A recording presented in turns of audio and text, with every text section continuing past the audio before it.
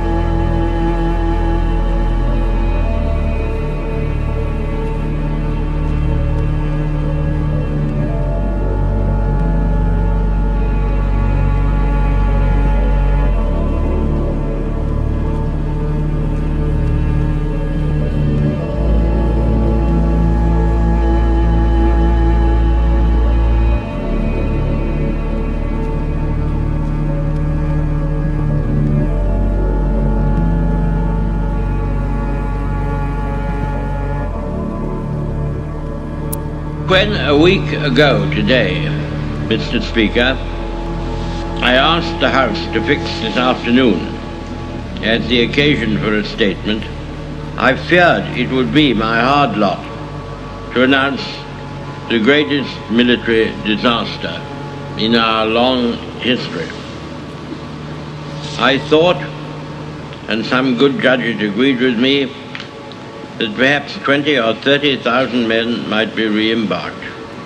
But it certainly seemed that the whole of the French First Army and the whole of the British Expeditionary Force north of the Amiens-Abbeville gap would be broken up in the open field, or else would have to capitulate for lack of food and ammunition, within which the British and French armies fought. Meanwhile, the Royal Navy, with the willing help of countless merchant seamen, strained every nerve to embark the British and Allied troops. 220 light warships and 650 other vessels were engaged.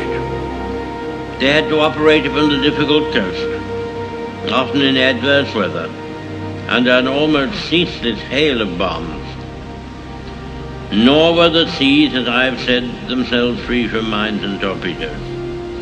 It was in conditions such as these that our men carried on with little or no rest, for days and nights on end, making trip after trip across the dangerous waters, bringing with them, always, men whom they had rescued. The numbers they have brought back are the measure of their devotion and their courage. The hospital ships which brought off many thousands of British and French wounded, being so plainly marked, were a special target for Nazi bombs, but the men and women on board them never faltered in their duty. Meanwhile, the Royal Air Force, which had already been intervening in the battle, so far as its range would allow, from our home bases, and struck at the German bombers and at the fighters, which in large numbers protected them. This struggle was protracted and fierce. Suddenly, the scene is cleared. The crash and thunder has, for the moment, but only for the moment, died away. A miracle of deliverance achieved by valor, by perseverance, by perfect discipline, by faultless service, by resource, by skill, by unconquerable fidelity, is manifest to us all. Sir, we must be very careful not to assign to this deliverance the attributes of a victory. Wars are not won by evacuations. But there was a victory inside this deliverance which should be noted.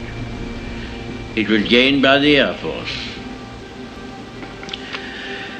Sir, when we consider how much greater would be our advantage in defending the air above this island against an overseas attack, I must say that I find in these facts a sure basis upon which practical and reassuring thoughts may rest. I will pay my tribute to these young airmen.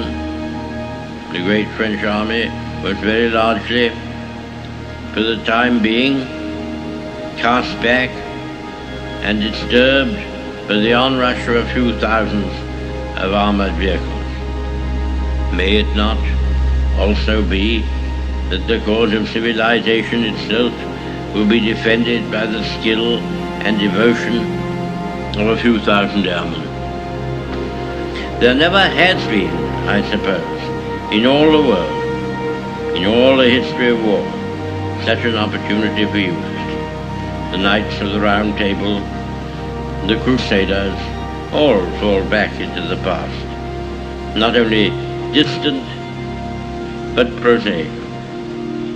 These young men going forth every morn to guard their native land and all that we stand for, holding in their hands these instruments of colossal and shattering power, of whom it may be said that every morn brought forth a noble chance, and every chance brought forth a noble night, deserve our gratitude, yes, to all the brave men, in so many ways and on so many occasions, are ready and continue ready to give life and all for their native land. Nevertheless, our thankfulness at the escape of our army and so many men whose loved ones have passed through an agonizing week must not blind us to the fact that what happened in France and Belgium is a colossal military disaster. The French army has been weakened, the Belgian army has been lost, a large part of those fortified lines upon which so much faith had been reposed is gone. Many valuable mining districts and factories have passed into the enemy's possession. The whole of the Channel ports are in his hands, with all the tragic consequences that follow from that. And we must expect another blow to be struck almost immediately at us or at France. Sir, I have myself full confidence that if all do their duty, if nothing is neglected, and if the best arrangements are made, as they are being made, we shall prove ourselves once more able to defend our island home, to ride out the storm of war, and to outlive the menace of tyranny, if necessary for years, if necessary alone. At any rate, that is what we are going to try to do. That is the resolve of His Majesty's government, every man of them. That is the will of Parliament and the nation. The British Empire and the French Republic, linked together in their cause and in their need, will defend to the death their native soil, aiding each other like good comrades to the utmost of their strength.